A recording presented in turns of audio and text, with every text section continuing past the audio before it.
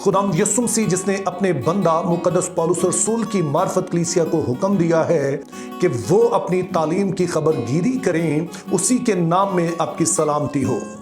जैसा कि आप इस बात को बखूबी जानते होंगे कि मसीही इबादत के 3 बड़े हिस्से होते हैं, यानी हमदोसना, कलाम का सुनाया जाना और दुआ का किया जाना। अब बाज़ लोगों का ख्याल है कि हमदोसना इसलिए की जाती है ताकि लोग कलाम के लिए तैयार हो जाएं। मैं शख्सी तौर पर इस सोच का हामी नहीं हूं, क्योंकि मेरे ख्याल में हमदोसना की अपनी एक जगह है। दरअसल हमदोसना के जरिए से हम अपने खुदा में मसरूर होते हैं, हम अपने खुदा की सफ़ात, उसके किरदार, उसकी ज़ात को सेलिब्रेट करते हैं। यानी जो कुछ वो है और जो कुछ वो उसने किया है और जो कुछ वो कर सकता है, हम इसका बयान करते हैं और खुशी के साथ गाते हुए ऊंची आवाज में, बुलंद आवाज से इस बात का इजहार करते हैं। इसके अलावा हमदोसना इसलिए भी बड़ी अहम है क्योंकि वो बातें जो कि हम किसी को कहकर शायद नहीं सिखा सकते हैं, वो बातें जो लोगों को याद रखना मुश्किल होती हैं, लेकिन अगर यही बातें उन्हें मौसीकी के जरिए से बताई जाएं, अगर उन्हें गाकर ये सिखाई जाएं, तो लोग आसानी से सीख लेते हैं। जिसका एक सबूत बच्चे हैं कि जब उनको अल्फाबेट सिखाए जाते हैं, ABC सिखाई जाती है, तो उनको आजकल गीत के जरिए से एक पोइम की सूरत में सिखाई जाती है, तो बच्चे बड़ी आसानी से उस बात को सीख लेते हैं। और फिर एक तीसरी बात हमदोसना के हवाले से जो मैं कहना चाहता हूं वो ये है कि अर्नेस्ट मल साहब वो अजीम शख्सियत हैं कि जिनकी वजह से कलीसिया पाकिस्तान में हमदोसना को एक नई जहत मिली, और फिर उनकी खिदमत का असर ये हुआ कि हमारे पास अब हमदोसना करने वालों की कोई कमी नहीं है। और खुदा का शुक्र हो कि बहुत सारे ऐसे नाम हैं, बहुत सारे ऐसे लोग हैं जो कि अब हमदोसना कर रहे हैं, और अब हमें गैर मसीहों को बुलाना नहीं पड़ता है कि वो आए और वो आकर खुदा की हमदोसना में हमारी रहनुमाई करें, बल्कि हमारे अपने पास हम अब खुद कफील हो गए हैं, जिसकी वजह से हर कलीसिया में बहुत अच्छे परस्तार हमारे साथ मौजूद हैं। लेकिन फिर यहां पर हमने यह भी याद रखना है कि कोई चीज जितनी मुअस्सर होती है, किसी चीज का या किसी शख्सियत का जितना असर ज्यादा होता है, ज्यादा बड़े पैमाने पर होता है, उस पर उतनी ही बड़ी जिम्मेदारी आती है। मिसाल के तौर पर आपने ये आयत सुनी होगी कि उस्ताद ज्यादा सजा पाएंगे, तो उसकी वजह यह है कि वो जो उनका ईमान है, वो जो उनकी तालीम है, वो सिर्फ उनकी अपनी शख्सियत को मुतासर नहीं करती है, बल्कि उसके वसीले से वो बहुत सारी और जिंदगियों को मुतासिर करते हैं। और अगर उनकी तालीम गलत है तो जाहिर है आगे जितने लोग होंगे फिर वो भी उससे उतनी ही बुरी तरह मुतासिर होंगे। तो इसी पैराए में कहा गया कि उस्ताद ज्यादा सजा पाएंगे।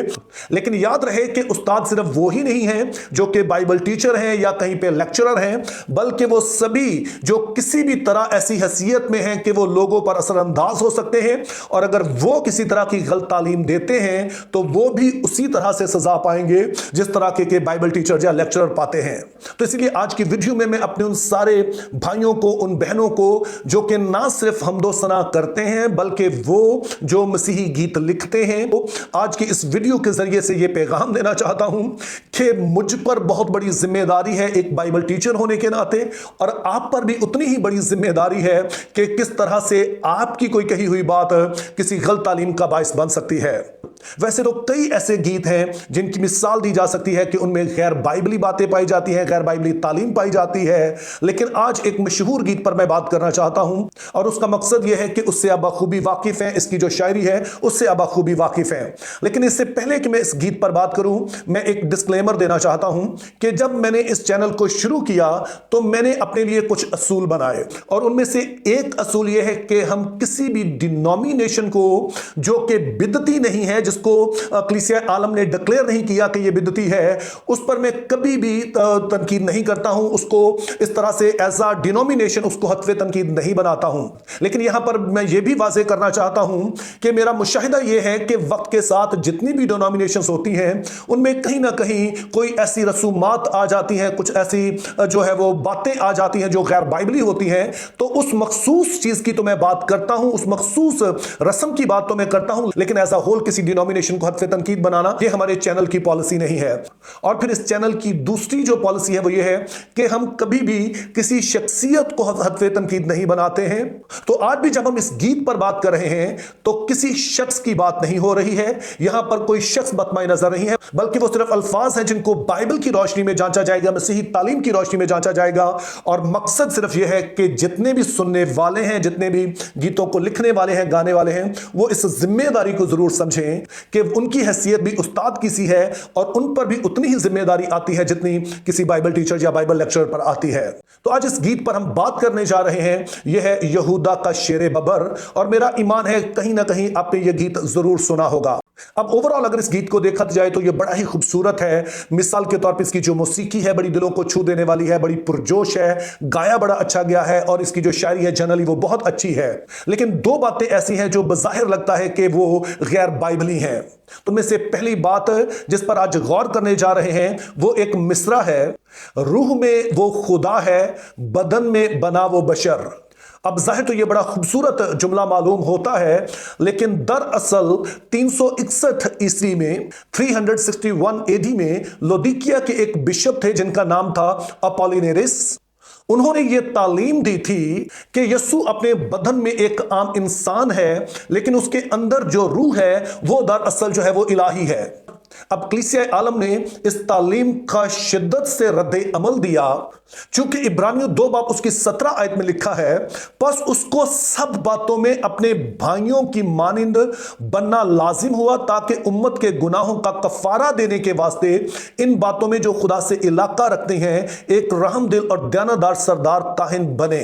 अब हम जानते हैं कि यीशु मसीह हमारा इवजी है और इवजी का मतलब होता है कि जो हमारी जगह पर सब कुछ करता है। तो चूंकि हम इंसान होते हुए ना सिर्फ जिस्म है बल्कि रूह है, तो इसीलिए यह बात लाजम थी कि यीशु मसीह ना सिर्फ जिस्म में इंसान हो बल्कि उसकी रूह भी इंसानी हो। तो इसीलिए जो अपोलिनेरियनिज्म है, यानी कि जो बिशप अपोलिनेरिस ने जो तालीम दी उसको कलीसिया ने रिजेक्ट कर दिया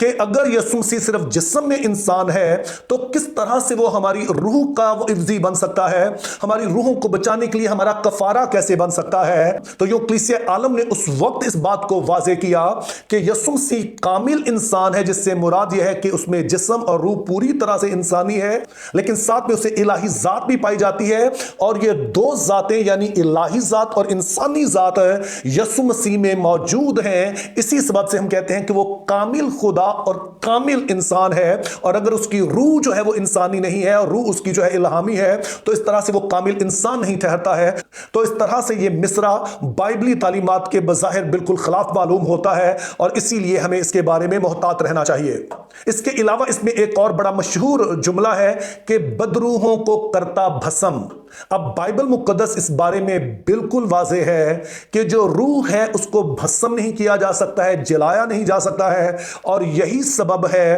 कि बाइबल मुकद्दस में कहीं पर भी यह नहीं कहा गया कि यीशु ने बदरूहों को भस्म कर दिया, बल्कि हर जगह लिखा है कि यीशु ने बदरूहों को निकाला और जब उसने निकाला तो अथाह गड्ढे में जाने के लिए तो कहा। और फिर हम मुकाशवा की किताब में देखते हैं कि उनको आग और गंधक की झील में डाल दिया जाएगा, लेकिन वहां पर भी वो अब्दुल्लाबाद इस अज़ाब में रहेंगे, वो भस्म नहीं होंगे। अलबत्ता ये बात हम हिंदुइज्म में देखते हैं, इंडियन फिल्मों में देखते हैं कि वहां पर जो पंडित वगैरह होते हैं, जो भी उनके मजहबी जो रहनुमा होते हैं, वो कहते हैं जी हम भस्म कर देंगे। तो उनकी थियोलॉजी के मुताबिक तो ये बात दुरुस्त हो सकती है, लेकिन बाइबल मुकद्दस में ऐसी कोई तालीम नहीं पाई जाती है। अब मैं इस बात को बखूबी समझता हूं कि शायरी कोई आसान काम नहीं है, कई चीज़ों का ख्याल रखना पड़ता है। कई दफ़ा हमें काफिया मिलाने के लिए या फिर हमें रिदम को बरकरार रखने के लिए ऐसे अल्फाज डालना पड़ते हैं। लेकिन इसके बावजूद मैं दरख्वास्त करना चाहूँगा अपने उन तमाम भाइयों से जो कि मसीही गीत लिखते हैं या फिर वो मेरे बहन भाई जो गाते हैं, कि वो ज़रूर इस बात का ख्याल रखें कि जो कुछ हम कह रहे हैं कहीं ये बाइबल मुकद्दस की तालीमात से मुतसादम तो नहीं है। और जैसे मैंने शुरू में कहा कि अगर हम ऐसा करते हैं तो जैसे मैं खुदा के सामने अपनी तालीमात के लिए जिम्मेदार हूँ और मैं समझता हूं कि अगर मैं कुछ भी गलत कहूंगा तो मैं खुदा के हुजूर में मुजरिम हूं। तो आपसे भी दरख्वास्त करूंगा कि आपकी हैसियत भी किसी तरह बाइबल के जो उस्ताद हैं उनसे कम नहीं, आप बहुत मुअस्सर खिदमत कर रहे हैं। तो इसीलिए आपने भी अपनी तालीम का खबरगिरी करनी है। और अगर आपको रदीफ काफिया वगैरह मिलाना भी है तो उसमें भी बहुत एहतियात बरतें कि कहीं हम गलत बाइबली तालीम ना फैलाते रहें। Think biblically, live purposefully, have a very good day.